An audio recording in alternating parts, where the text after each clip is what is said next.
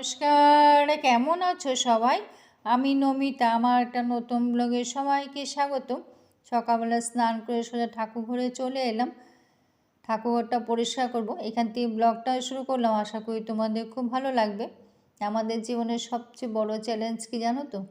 জীবনের সবচাইতে বড় চ্যালেঞ্জের কথা যদি বলতে চাই না, তাহলে বলতে হবে সবচেয়ে বড় চ্যালেঞ্জ হলো নিজেই নিজেকে জিতিয়ে দেওয়া। নিজেকে জিতিয়ে দেওয়ার মধ্যে যে কতটা আনন্দ পাওয়া যায় না, সেটা কিন্তু আর অন্য কোথাও পাওয়া যায় না। এটা কিন্তু একেবারে ঠিক কথা।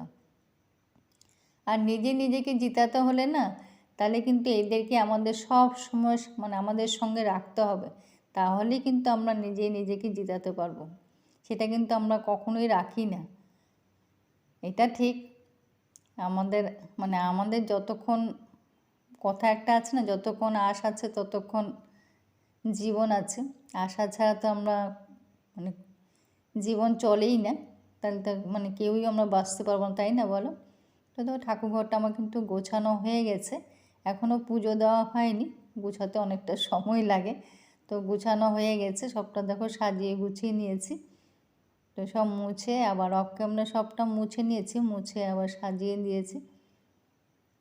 তো এপারটাও মুছে সাজিয়ে নিয়েছি, ওদিকে ঠাকুরের সিংহাসনটা কাপড়গুলো চেঞ্জ করে দিয়েছি। আর এখানে দেখো যেটা বললাম যে 1 মাসের কাজ একদিনে করে নিচ্ছি।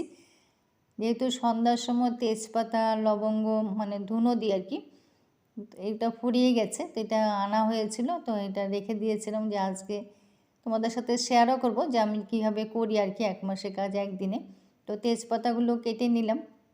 প্রতিদিন তো আর এগুলো নিয়ে বসা যায় না, ওই জন্য একসাথে যখন হয় তখন একসাথে একবারে কেটে নিই, কেটে এক জায়গায় রেখে দিই, তাহলে নিজেদের সুবিধা হয়। আর ঠাকুরের প্রসাদ আনা হয়েছিল, সেগুলো কোটোগুলো কালকে ধুয়েছিলাম, এখন ঢেলে নিচ্ছি আর কি। আমরা যারা সংসারী, আমাদের তো ব্যস্ততা থাকেই না, সংসারের ব্যস্ততার মধ্যেও কিন্তু আমাদের পুজো দিতে হয়, ঠাকুর ঘরে আসতে হয়। এখানে দেখো লবঙ্গ কিছুটা কোটোয় রেখেছি, কিছুটা বাটিতে রেখেছি। তো এখানে তেজপাতাগুলোও আলাদা আলাদা করে রেখেছি, যেটুকুন লাগবে সেইটুকুনটা হাতের কাছে রাখবো, বাকিটা কোটো রেখে দেবো। আবার যখন বাটিটা ফুরিয়ে যাবে তখন ওখান থেকে নেবো আর কি।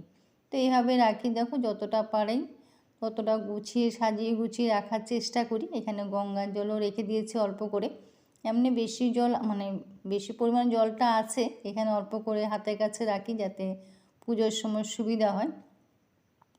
এটা কর্পূরের কোটো আর কি। আর এখানে দেখো আসাম থেকে আসে এই হর্তুকিটা, এখান থেকে হর্তুকি আমার কিনতে হয় না, এটা আসাম থেকেই চলে আসে। তো আমি কোটো মধ্যে আছে, আর যেটা এক্সট্রাটা ওখানটা রেখে দিয়েছি। এই হর্তুকি কিন্তু যবে থেকে পুজো দিচ্ছি আর কি, তবে থেকে কিন্তু হর্তুকি আমি এখান থেকে কিনি না, আসাম থেকেই আসে আর কি। শুকিয়ে রাখি, কখনো বেশি শুকনো আসে, কখনো আবার একটু কাঁচাও আসে। যখন কাঁচা আসে তখন শুকিয়ে নিই, আর যখন শুকনো আসে তখন তো কোনো অসুবিধা নেই। তো এইভাবে দেখো সাজিয়ে গুছিয়ে রাখি আর কি। আর এখানে কৌটো মধ্যে দেশলাই রেখে দিই, যাতে একটা ফুরিয়ে গেলে আরেকটা অসুবিধা না হয় আর কি। তো এক কথাই হলো যেহেতু আমরা সংসারী, যাতে অসুবিধা না হয়, সময় তো একটু তো তাড়াও থাকে না। আর এখানে গোপালের নিত্য প্রতিদিন যেগুলো পরে আর কি, হাতে কানে গলা প্রতিদিন যেগুলো সাজাই হাতের কাছে রাখি, আর যেগুলো এক্সট্রা এগুলো আলাদা করে রাখি। যেটা আমি আমার সুবিধা মতন করে গুছিয়ে রাখি, সেটাই তোমাদের সাথে শেয়ার করলাম। আর এখানে দেখো তুলসী পাতা আর দূর্বা আছে, যদিও বাগানে আছে। তো বললাম না, যেহেতু আমরা সংসারী, তো ভাবলাম সবসময় ভাবি যদি একটু বেশি করে তুলে রাখি তাহলে 2 দিন হয়তো হয়ে যায়, আবার 2 দিন পরে তুলে রাখি, তাহলে দুর্বাটা আমার অনেক সময় তাড়া থাকে না, তাহলে সেই সময়টা সুবিধা হয়। নিজের সুবিধার্থে নিজে করে রাখি আর কি। সেটাই তোমাদের সাথে আজকে শেয়ার করলাম। কেমন লাগলো জানি না, কিন্তু আমি আমার সুবিধা মতন যেটা করি সেটাই তোমাদের সাথে শেয়ার করলাম। আর সবটা এখানে একটা নেতা রেখে দিই, যেহেতু সিঁদুর তো লাগে, মঙ্গলবারেও লাগে বজরংবলী, আবার বৃহস্পতিবারেও লাগে, তো হাত টাত মোছার জন্য একটা নেতাও রেখে দিই। তো দেখো সবটা গুছিয়ে আমার পুজো দেওয়া হয়ে গেছে, পুজো টুজো দিয়ে দিয়েছি। তো সবটা করে পুজো দিতে অনেকটা সময় লেগেছে, যেহেতু ঠাকুরঘরটা বড়, তো একটা রুম আর কি, তো রুমটা মুছে পরিষ্কার করতে অনেকটা সময় লাগে, প্রায় ধরো 3 ঘন্টা মতো লেগেছে। আর এখানে দেখো আজকে নতুন কিছু রান্না করলাম। তো লেটুস পাতা আমি কখনো রান্না করিনি, তা আজকে ভাবলাম আনা হয়েছে, তো বেশ কিছুদিন হয়েছে, কিন্তু পাতাগুলো নষ্ট হয়নি। তো ভাবলাম কী করবো, তখন শাকে করে নিস, খেতে কেমন হবে। খেতে খারাপ হয়নি, যেহেতু আমরা কখনো খাইনি, তো আজকে প্রথম খেয়েছি। তো ভাবলাম পেঁয়াজ রসুন দিয়ে ভাজা করে নিই, তো ওভাবে খাওয়া হয়ে যাবে, সেটাই করলাম আর কি। তো যেটা বলছিলাম, আমাদের মধ্যে যদি মনোবল, ভরসা, বিশ্বাস আর ভালোবাসা থাকে না, তাহলে কিন্তু আমরা কখনোই কিন্তু কোনো কাজ যে কোনো কাজে কিন্তু আমরা চ্যালেঞ্জ করতে পারবো, কিন্তু সেটা আমরা করি না। আমরা কিন্তু অন্যের উপর বিশ্বাস করি, অন্যের উপর ভরসা করি, অন্যের উপর ভালোবাসা রাখি, অন্যের উপর মনোবলটা রাখি, সেটা কিন্তু নিজের উপর কখনোই করি না। নিজের উপর যদি ভরসা, বিশ্বাস, ভালোবাসাটা থাকে না, তাহলে কিন্তু আমরা যে কোনো মুহূর্তে চ্যালেঞ্জ করে কিন্তু জীবনের এগোতে পারবো। কিন্তু সেটা আমরা করি কতক্ষণ, তাই না? আমরা তো অন্যের উপর বিশ্বাস করি, অন্যের উপর ভালোবাসা রাখি। আর এদিকে দেখো বাঁধাকপি আজকে পেঁয়াজ দিয়ে বসিয়েছি, আমিষ করে বসিয়েছি। আগের দিন তো নিরামিষ করেছিলাম, আজকে পেঁয়াজ দিয়ে খানিকটা ছিল, সেটাই করে নিয়েছি আর কি, পেঁয়াজ দিয়ে বাঁধাকপিটা করলাম আর শাকটা করেছি। আর আজকে ডিম করবো আর কি। তো বাঁধাকপিটা হতে হতে শাকটাও হয়ে গেছে। খেতে কিন্তু খারাপ লাগেনি, পেঁয়াজ আর রসুন দিয়ে ভাজাটা তো কখনো খাইনি, আজকে প্রথম খেলাম, কিন্তু খারাপ লাগেনি। জানি না কেউ খেয়েছো কি না, আমি কিন্তু আজকে প্রথম খেলাম। তো এখানে বাঁধাকপিটা হচ্ছে, আর আজকে ডিমটা এইভাবে মামলেট করেছি আর কি, একটু বেসন দিয়ে। তো এইভাবে বেসন দিয়ে মামলেট করে তরকারি করেছি।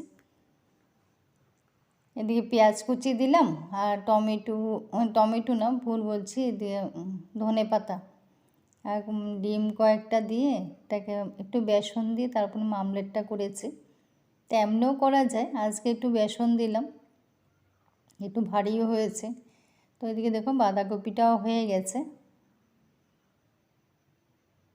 আমরা কিন্তু অন্যের ওপর বিশ্বাস, অন্যের ওপর ভরসা করতে করতে কিন্তু নিজেদের সময়টাই নষ্ট করে ফেলি, কিন্তু সময় তো আর আমাদের জন্য বসে থাকে না।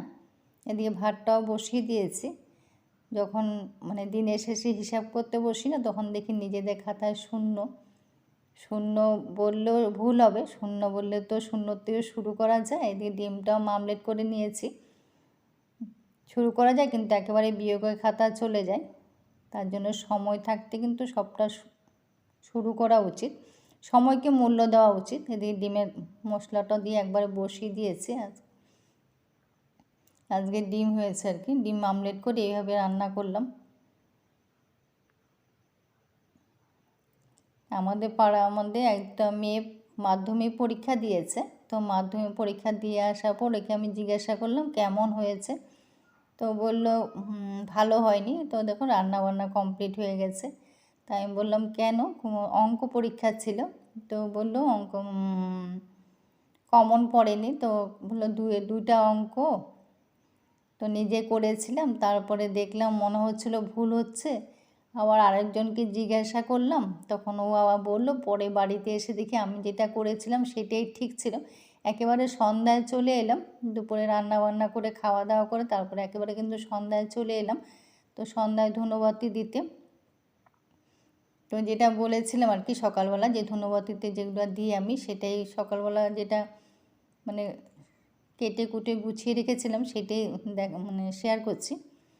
তো যেটা বলছিল মেয়েটা, যে আমি নিজে যেটা করেছিল অঙ্কটা সেটাও ঠিক ছিল, কিন্তু পরে যখন জিজ্ঞাসা করলো, তখন যেটা পরে জিজ্ঞাসা করে যে অঙ্কটা করেছে সেটা ভুল ছিল।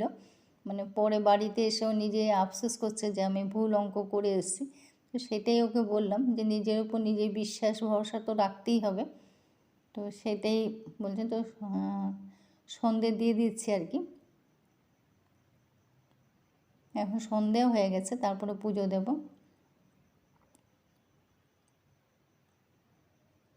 তো সকাল থেকে সন্ধে অবধি সকালবেলার থেকে ঠাকুরঘর পরিষ্কার করে পুজো দিলাম, তারপর রান্না বান্না করে খাওয়া দাওয়া অফ ক্যামেরা খাওয়া দাওয়া যা কাজ করে তারপর সন্ধ্যায় চলে এলাম।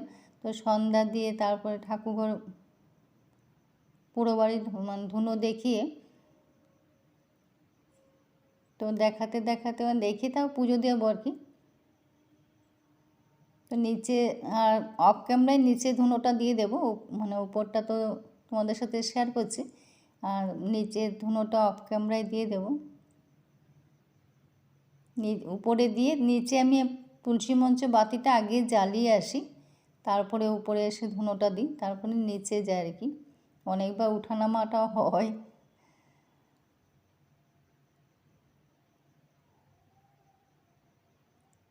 আমার বাবা কিন্তু তো দেখো সব কাজ শেষ করে একেবারে মানে পুজো টুজো দিয়ে তারপরে একেবারে ঠাকুর বাসনটা মানে পরের দিনের কাজ আগের দিনও করে রাখি। ঠাকুরঘরটা পুরো পরিষ্কার করে রেখে সেটা অফ ক্যামেরা করে নিয়েছি। তো ঠাকুর বাসনটাও মেজে নিচ্ছি, তো পরের দিনের জন্য সুবিধা হয়। তো আজকে ব্লগটা এখানে শেষ করব। কেমন লাগলো কমেন্ট করো, যদি ভালো লেগে থাকে লাইক কমেন্ট শেয়ার করো, পাশে থেকো,